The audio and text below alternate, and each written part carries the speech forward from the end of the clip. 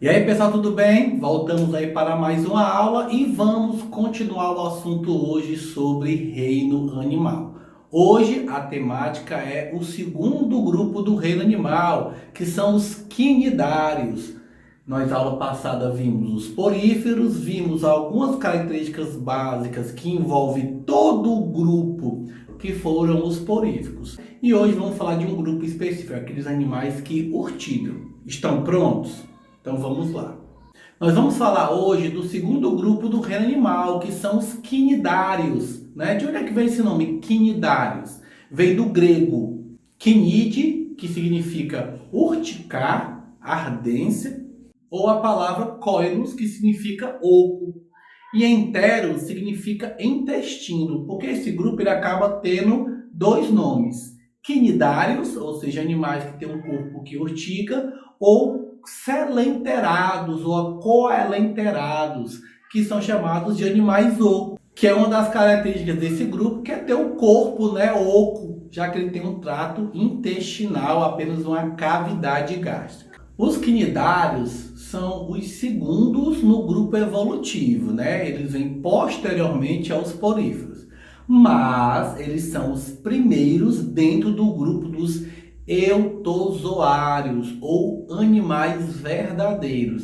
Lembra da aula passada? Os poríferos faziam parte do único que fazia parte do grupo dos parazoários, animais paralelos, falsos, porque eles não tinham um tecido verdadeiro. Agora não. Eu tenho o primeiro grupo a ter um organismo, um tecido diferenciado, a formar tecidos. Então, de hoje para frente, vamos falar dos animais que são do grupo Eumetazoa, ou seja, animais verdadeiros.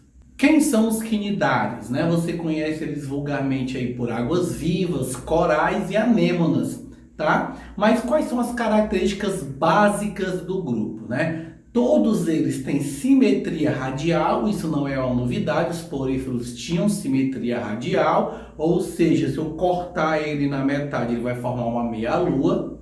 Eles têm predominância marinha, né? Os grandes grupos são marinhos, poucos grupos de água doce. Eles são os primeiros diblásticos, mas Ítalo, você falou que os poríferos eram diblásticos. Sim, eles formavam dois tecidos só que falsos, tá? Eu poderia até mencionar aí uma apomorfia. O que é uma apomorfia? É uma mudança dentro de um grupo que promove a evolução.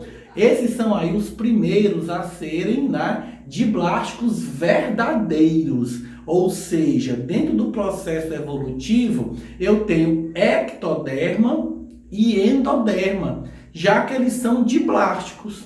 Eles sendo diblásticos, eles não têm mesoderma. E eles não tendo mesoderma, obriga-se a ser acelomado.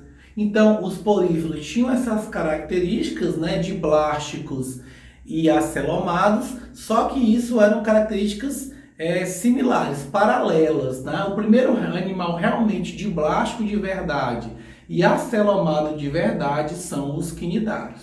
E esse indivíduo, no momento do desenvolvimento embrionário, ou seja, mórula, blástula e gástrula, agora aparece a glástula, né? Realmente, esse indivíduo ele forma um orifício chamado blastóporo e esse blastóporo vai originar inicialmente a boca. Por isso, ele é um indivíduo protostômio. Como é que eu divido, né, morfologicamente os quinidários? Em dois grupos, tá? Eu tenho aquele quinidário céssio, bentônico, né, um bênton, fixo no chão, com movimentação muito pequena, quase ínfima, tá? E aí, no caso, eu tenho as hidras e as anêmonas e os corais, todos eles são bentônicos, né? Então, eles têm a parte da boca voltada para cima, ele tem uma morfologia oral-boral, a boca é voltada para cima, e eu tenho aqueles quinidários nadantes que fazem parte do nécton, que são as medusas, que tem na sua composição um formato de umbrella, e esse formato de umbrella, você vê a base voltada para cima, né, e a boca voltada para baixo. Se você observar essa foto, essa figura que nós temos aí, você consegue até caracterizar as etapas desses indivíduos no ponto de vista de tecidos. Olha, eu tenho a parte mais externa, né, marcada em azul, que é a ectoderma, vai formar a epiderme. Eu tenho a parte marcada aí de amarelo, né, que vai formar internamente uma cavidade gastrovascular. Eles são os primeiros indivíduos a ter um trato digestivo, e lembra-se lá nos poríferos, a digestão era intracelular. E eu tenho aí essa marcação rosa, que seria aí o canto que deveria ter a mesoderma, mas eles não têm mesoderma. Quem é que ocupa esse local? A mesogleia. Nós vamos ver aí mais detalhadamente cada parte dessa. Então vamos pegar aí estruturalmente uma hidra, né, que é um quinidário de água doce, como exemplo, tá? Você tem a hidra, você vê inicialmente essa marcação da boca, né, onde ela vai se alimentar, e dos tentáculos, onde ele vai capturar o alimento, né? Os tentáculos, eles são importantes porque nesses tentáculos você tem um tecido especial de captura, e na cavidade interna gastrovascular você vai fazer a digestão. Então vamos analisar agora da parte externa. Então na parte externa, no tecido ectodermo, na epiderme, né, eu tenho inicialmente essas células epidérmicas musculares, que é a célula que compõe, né, a estrutura básica externa, que gera um tipo de movimentação tátil desse animal, ou seja, ele tem uma musculatura externa e uma percepção epitelial. E ao lado dela, você pode observar aí meio amarelado a laranja, eu tenho células especiais chamadas quinidoblastos ou quinidócitos. Tá aí o nome do grupo, né? Quinidócitos. Já eu vou falar especialmente desses quinidócitos, tá? Já no meio, você pode observar uma linhazinha branca. Quem é que deveria estar ocupando esse local? Deveria ser a mesoderma, mas lembre-se, eles não têm mesoderma, tá? Então, como é que eu chamo esse local? Mesogleia, tá? Lá nos poríferos eu chamei de mesohilo, aí eu chamo de mesogleia. É composta por um líquido semelhante ao plasma, né? Nele vai estar dissolvido gases e minerais. E olha que coisa interessante, dentro dessa mesogleia passa o sistema nervoso desse animal. É um outro avanço, tá? Os poríferos não sentiam dor, você podia até picotá-los. Esse grupo não, ele já percebe, ele já sente o ambiente. Tá? Agora vamos analisar internamente. Então, internamente eu tenho células gástricas, tá? Principalmente localizadas no espaço, né, da gastroderma, do orifício gastrovascular, que é um saco digestivo, que a partir do momento que forem estimulados por esse animal comer alguma coisa, vão liberar líquidos digestivos que vão promover pela primeira vez uma digestão extracelular. Então vamos entender um pouquinho como é que funciona o processo digestivo desses animais. Então eu vou pegar aí nessa figura um exemplo de uma caravela, tá? Essa caravela aí, interessantemente, não é apenas um quinidário, é uma colônia de quinidários, tá? Então eu tenho a parte flutuante, tá? Eu tenho a parte digestiva, onde vai ocorrer a digestão, e eu tenho a parte onde vai ocorrer a captura do alimento. Nem todo quinidário é colonial, eu tenho um quinidário sem formar colônias, mas isso vai servir para o geral, tá? Para todos eles. Então entenda o seguinte: ele praticamente não percebe o ambiente num ponto de vista de visão, ele não tem visão, ele tem apenas pequenas manchas ocelares que permite a diferenciação um pouco do claro e do escuro, para ele se diferenciar onde é que está o sol, quando é que ele está indo para um local mais profundo, e de dia e de noite, tá? Então ele não vê praticamente vítimas, ele vai espalhando seus tentáculos esperando tocar em alguma coisa para poder se alimentar. Nos tentáculos eu tenho essas células aí chamadas quinidócitos ou quinidoblastos. Se você prestar atenção, ela tem uma pontinha, como se fosse um pelo, um gancho, tá? Esse pelo ele é sensível ao toque. Então, a partir do momento que esse quinidário jogar o seu tentáculo e esse pelo, lembrando que no tentáculo eu não tenho um quinidócito, eu tenho milhares, tá? Assim que ele pressionar, ele abre, tá?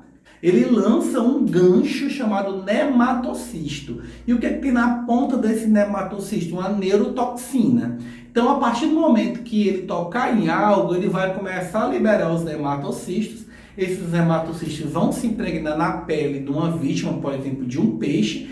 Dependendo da relação, quantidade de veneno, tamanho do peixe, ele pode ser uma composição mortal. Esse peixe morto, ele é levado até a boca, é engolido inteiro, e ao chegar na cavidade gastrovascular, né, as células da gastroderme liberam enzimas digestivas que vão comer aquele animal. Olha aí, porífero, digestão intra.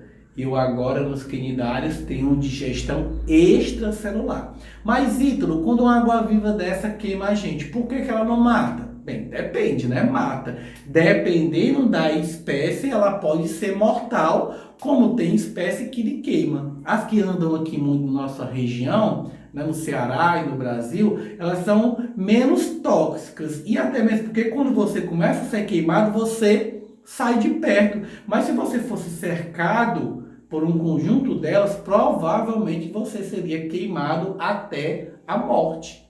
Ítalo, por que essa queimadura vai aumentando ao longo do tempo? Porque na sua pele ficou os nematocistos que não estouraram ainda.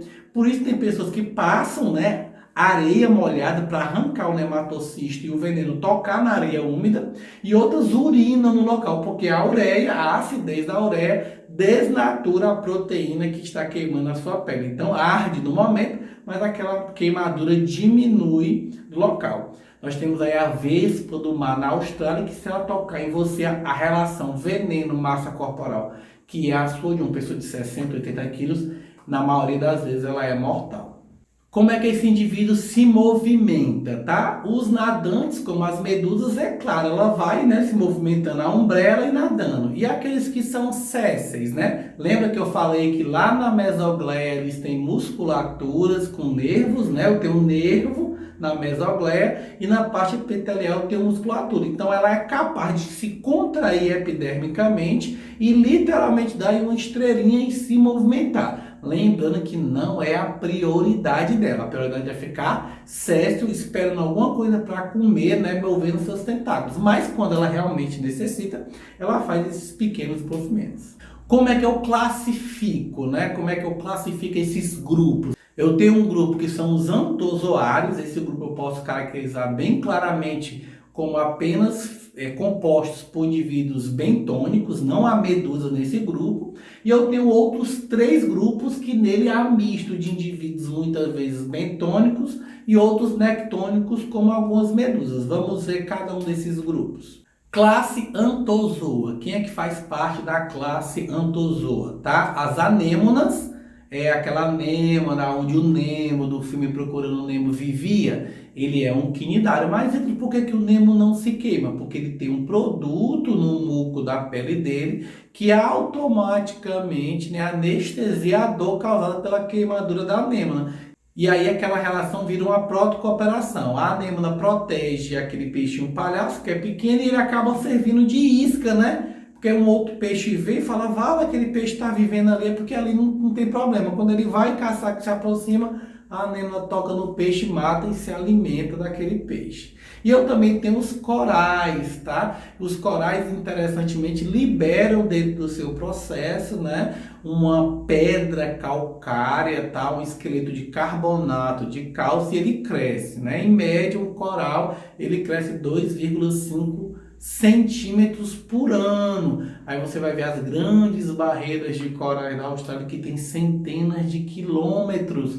Quantos milhões de anos aqueles animais não estão crescendo? Então a pedra, né, o esqueleto calcário é liberado e esse animal vai crescendo na forma colonial com vários formatos e cores, muitas vezes associados com microalgas xantofilóticas, né? E aí nós temos uma relação interessante hoje ecológico, que é o embranquecimento dos corais. Quanto mais calor, mais corais estão morrendo por conta da associação com essas algas, estão ficando esbranquiçados e eles são coloridos por associações simbióticas, né, obrigatórias, esses corais morrendo servem de abrigos para peixes e aí a nossa massa de pesca no mundo também vai caindo. Eu tenho a classe Cubozoa, né? E essa classe Cubozoares, na maioria das vezes, são indivíduos muito pequenos, medusazinhas microscópicas muitas vezes, né? Em forma de cubo, né? Ela é uma medusa diferenciada e ele é um grupo bem restrito, muitas vezes formado de indivíduos microscópicos. Eu tenho aí, né, a classe Sifozoa, que é composta por medusas grandes, né? Eu tenho medusas de meio metro, 1 metro, até 3 metros de raio. Medusas realmente gigantescas. São medusas diferentes da próxima classe, que são medusas menores, muitas delas que nós encontramos aqui no nosso litoral. E aí eu tenho a classe Hidrozoa, né? Essa classe... E eu tenho aí a classe Hidrozoa. Quem é que compõe essa classe? As hidras, né, que são de água doce. Geralmente ela fica presa em pedras ou em madeiras nos rios, tá? E eu tenho também medusas. E essas medusas são de menores tamanhos que fazem, né, distribuição no oceano. O interessante dessas medusas é um método reprodutivo chamado alternância de geração. Como é que ocorre a excreção e a respiração desses animais? Eles não têm pulmão e nem têm rins, né? Então, tanto a excreção como a respiração ocorre por difusão e osmose de transporte entre as substâncias que passam dentro desses animais, né? Então, eu tenho aí oxigênio na parte externa, o oxigênio está mais concentrado nos mares do que internamente, então o oxigênio é empurrado internamente para os tecidos por difusão dos gases, e aí o gás CO2 ele sai do tecido e vai para o local, tá, menos concentrado que a água do mar. Então ocorre aí uma difusão necessariamente para os gases. E para a excreção, esse animal ele não tem um sistema metabólico com rins, então todas as substâncias excretáveis desse animal são transportadas pela mesogleia, são jogadas na cavidade gastrovascular ou sai diretamente pela boca, já que ele não tem ânus, então ele come pela boca e excreta pela boca, ou sai pelos tecidos periféricos. Ele é o primeiro animal a ter um sistema nervoso. Eu mostrei lá anteriormente que ele tem na mesogleia, né, anéis nervosos, só que no caso são neurônios despolarizados, ou seja, né, num neurônio polarizado, sempre o impulso nervoso vai do corpo celular, detrito, corpo celular e axônio. Aqui não, tá? Tanto eu posso ter o sentido detrito, corpo celular, axônio, como eu posso ter um processo inverso, axônio, corpo celular, detrito. Ou seja, o impulso nervoso tanto vai numa direção, como ele volta em outra direção.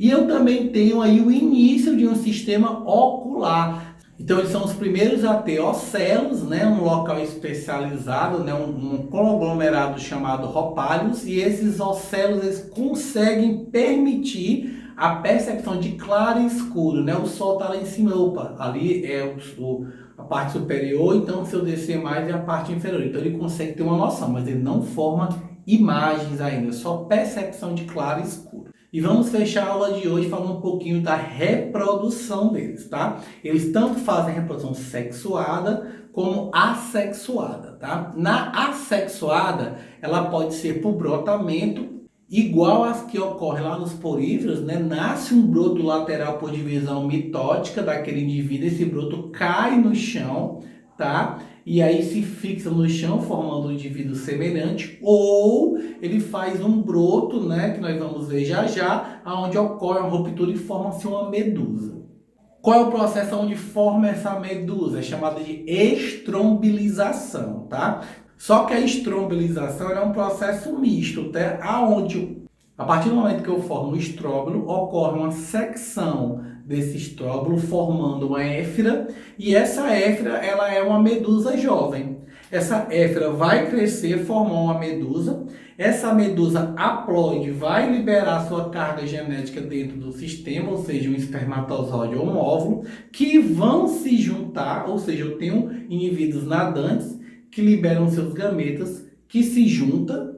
Esse gameta forma uma plânula. Vale, tu tinha falado da plânula lá nas esponjas, exatamente, uma plânula que provavelmente formou os platelmintes.